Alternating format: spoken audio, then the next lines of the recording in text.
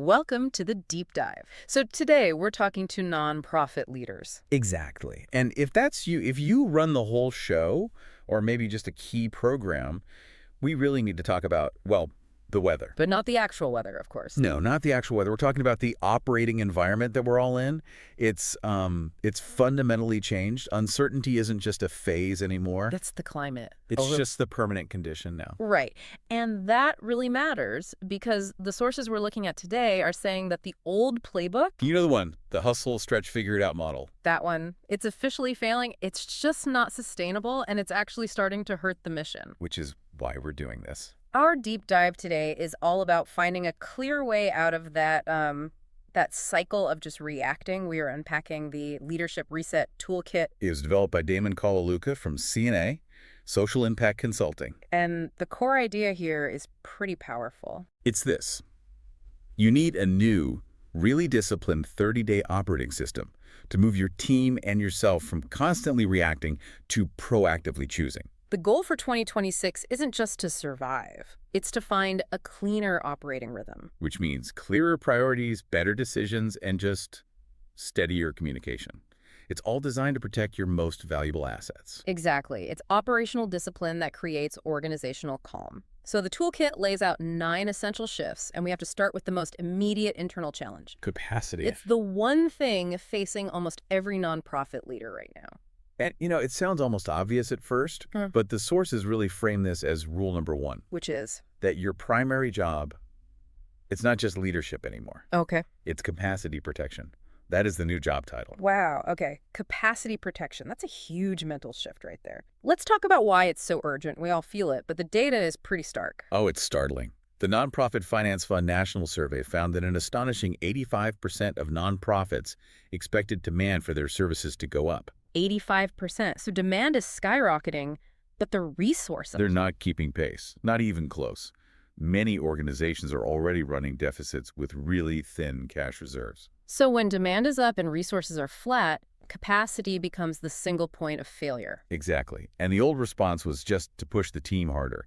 But the toolkit argues that treating burnout as just an HR issue is completely missing the point. It's a mission risk. It's a mission risk.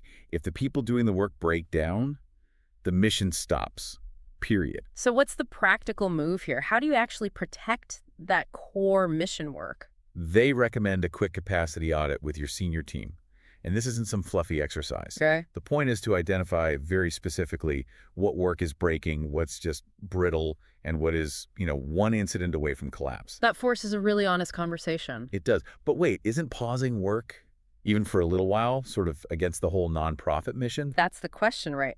We're talking about lives and communities. How do you decide what's brittle enough to sacrifice? And that's the hard trade-off that leaders have to make now. The output of that audit can't just be a list of problems. It has to be a decision tree. You have to decide what can be paused. This quarter, what non-essential work can be paused to free up energy so that the high-impact mission work is fully protected? It's surgical triage, not blanket cuts. If you try to protect everything, you end up protecting nothing. Precisely. That makes the stakes so clear. And capacity isn't just about the frontline staff, it cascades down from management. Which brings us to rule number 2. Yeah. It focuses right on that middle management layer, which I think is where a lot of the wobble in an organization happens. They're the shock absorbers. They really are. Gallup's 2025 workplace research showed global engagement dropped, and it was driven by a decline in manager engagement specifically. That makes sense. They're carrying the emotional load, the complexity, the scarcity. They're stuck in the middle. And the toolkit offers this really beautiful, simple strategy to lighten that load. I love this one. You add a standing question to your one-on-ones with managers. Just ask them, what are you carrying that I'm not seeing? That one simple question challenges that whole martyr culture where managers feel like they have to solve it all alone. And beyond that, you have to train them in setting expectations. It's about being clear, not just being nice. Yes. A lack of clarity often feels like a lack of caring to the team. That clarity is foundational. It ties directly into rule number 4, which is all about trust. And for nonprofits, trust is basically your currency. It's the permission to fundraise, the permission to operate. The permission for your staff to follow you. Right. And if a leader is accidentally hard to trust, that mission just stalls. So the toolkit focuses on tightening what they call the trust loop. Listen, respond, show what changed. And it's that last part, show what changed, that so often gets missed. Oh, absolutely. Leaders listen, they respond to the email, but then nothing actually changes. And that erodes trust even faster than saying nothing at all. Exactly. So leaders need to ask themselves where they've accidentally become hard to trust. Maybe it's slow communication or unclear outcomes. And all of this, capacity, trust, management, it all leads back to the person at the top with rule number 9. Your leadership brand is the culture. You can write all the mission statements you want, but your team is watching what you do. It's the hard truth. They see what's tolerated, what's rewarded, and what's avoided. If you're sending emails at 11 p.m., You're telling your team that 11 p.m. is the new 9 a.m. You might think you're being a hero, but you're just setting an unsustainable standard. so the leader has to model the reset. Okay, so let's pivot from internal health to the external reality. Volatility. Because all these internal fixes don't mean much if the world outside is constantly shifting. That's right. And that's why the toolkit moves us quickly from managing the team to managing uncertainty, which starts with rule number 3. Which is? Uncertainty is the operating system. Yeah. We have to stop being surprised by volatility and start leading like it's the normal state of affairs. CEP's 2025 State of Nonprofits report really hammered this home. Leaders are dealing with constant political unpredictability, funding concerns. So how do you move past the panic? How do you stop improvising under pressure, which just brains out all that capacity we were trying to protect? Well, the toolkit dedicates week 4 to this through scenario planning. It's about holding a short 60-minute what could change fast session. And this is the genius part. The output is a short list of trigger points Pre-decided trigger points. that automatically prompt a pre-decided move. Wait, I have to jump in here because that is brilliant. It is, isn't it? Pre-deciding these trigger points, it completely pulls the emotion out of a crisis moment. So you're not just reacting. You're executing a plan. Exactly. So can you give me a really clear example? Maybe one that isn't just about cash reserves? Oh, absolutely. A great one is staffing. So you could say, if our vacancy rate goes above 15% for more than 2 quarters, that's the trigger. Okay. Then we automatically pause all 3 of the small experiments scheduled for Q3 and reallocate those staff hours to core programs. That's the pre-decided move. So it becomes an operational plan, not a panic button. When the indicator hits, the decision is already made. You just execute. Precisely. And that kind of discipline leads directly to rule number 5. Which is that strategy is not a binder. It's a set of weekly choices. I love that framing so much, because how many staff members could actually tell you what the Q1 priority is if it's buried in some 3-year plan? Right. If it's not in their calendars, their budgets, their actual discussions, it's just aspirational wallpaper. It's not real. So the practical move here is strict prioritization, and this part is key active cancellation. You have to stop doing something. Yes, you pick 3 highly visible priorities for the quarter, and then you have to cancel or pause one recurring activity that doesn't serve them. If you don't cancel something, you just added more work. That idea of making smaller, quicker decisions also relates to rule number 7 about building a small experiments muscle. When the world is unstable, making one huge, high-risk bet is just too dangerous. So you do short cycle learning instead. You replace one massive initiative with 3 small experiments. And each one needs clear measures for success and, critically, a plan to stop it if it fails. So you're celebrating learning, not just perfection. Yes, and adaptation. Which brings us to rule number 8. Transparency is not optional. It's how you connect those choices back to your stakeholders and build that trust we talked about. Stakeholders need to see not just your wins, but also your learning process. So the move is to publish a simple Impact Plus Learning update quarterly. And here's the secret sauce. You add the line, here's what we do differently next time. That shows such humility and competence. It says we're smart, but we're also adaptive. It builds so much trust. Okay, this brings us to one of the biggest friction points in any nonprofit. Yeah. The board. The toolkit gives us a whole week. Week 2.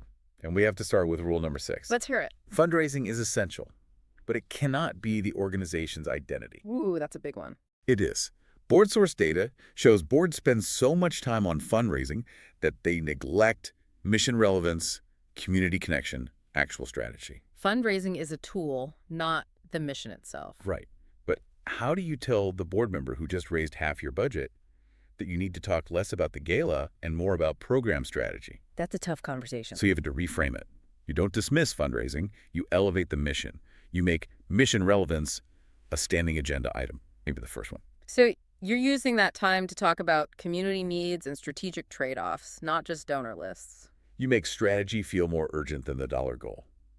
And to help, the toolkit provides a tool called the Board Effectiveness Snapshot. It's not some huge, scary evaluation. No, it's a quick rating on a 1 to 5 scale across 4 areas. Yeah. Strategy focus, role clarity, are we governing or micromanaging, meeting effectiveness, and risk oversight. So the CEO gets objective data to start the conversation. And the output of that is the board meeting reset template. It's all about shifting time from listening to reports to actually making decisions. Get everything that can be pre-read into a consent agenda. Exactly. So the meeting time itself is focused on just 2 or 3 key decision items and one big strategic discussion. A priority, a trade-off, a risk. You're maximizing the time spent on actual governance, not just acting as a book club. And that fixes the 2 classic problems. Either the board disappears until there's a crisis, or they micromanage because they don't trust the system. The solution is just explicit expectations. What can the CEO expect from the board? Support, strategic input, oversight. And what can the board expect from the CEO? Total transparency and accountability for execution. You lock in a clear rhythm for evaluation, and that fills the vacuum that anxiety and micromanagement usually rush into. That clarity is what this whole system is really about. We've gone through the rules, the internal challenges, the external volatility, the board. So let's wrap up with how you actually do this. The 30-day leadership operating system itself. The empowered approach. And the beauty of it is that it's designed for consistency, not for cramming. If you're a leader doing it solo, it's 2 60-minute sessions a week. For a whole leadership team, it's just 1 90-minute session a week for 4 weeks. So short, consistent focus beats long, overwhelming homework. Absolutely. So walk us through it. What happens each week? Week 1 is the foundation. You do the leadership reset scorecard, and you define your 5 or 6 practical leadership rules for 2026. And crucially, you have to translate those into behaviors. Yes, the stop, start, sustain model. What do we stop doing to reduce chaos? What do we start modeling? And what do we sustain for continuity? And then week 3 is where strategy becomes real. That's where you build 3 to 5 measurable goals tied directly to your mission. And you use the defensive mechanism, the if-then follow-through strategy. I love this. You name the predictable obstacles in advance. Right. For each goal, you say, if this predictable thing happens, like if key foundation funding is delayed. Then we execute this pre-decided plan. Then we pause all external hiring. It's a preemptive strike. It takes the surprise and panic out of the equation when the predictable obstacle predictably appears. And you lock it all in with a quarterly rhythm map. Which just ensures goal reviews and check-ins happen consistently. No operational drift. And finally, week 4 wraps it all up with that scenario planning we mentioned. And it culminates in the final deliverable, the communication one-pager. This is how you communicate the reset to everyone with calm clarity. It turns all that internal planning into a message of stability. Exactly. It outlines what you're focused on, what uncertainties you're watching, how you'll make decisions, those triggers, and what you will protect no matter what. The non-negotiables. Like staff well-being or core program quality. So what does this all mean for the person listening to us right now? The 2026 reset isn't about finding more money or doing more things. It's about adopting operational discipline, making clean, pre-decided choices, protecting the capacity you already have, and leading with clarity, not chronic reactivity. We have to consciously shift away from that deep-seated stretch and hustle culture. The sources say leaders should model this by naming the year in one sentence for their team. Something concrete like, in 2026, we will lead with clarity and surgically protect our capacity. And I think that brings us to a final, maybe provocative thought for you. The whole system we've talked about, it hinges on operational discipline. On the leader's personal discipline, really. It all comes back to that, right. What the leader models. Right. So the toolkit mentions things leaders need to stop doing, like overfunctioning or avoiding tough conversations. Things we all do. Exactly.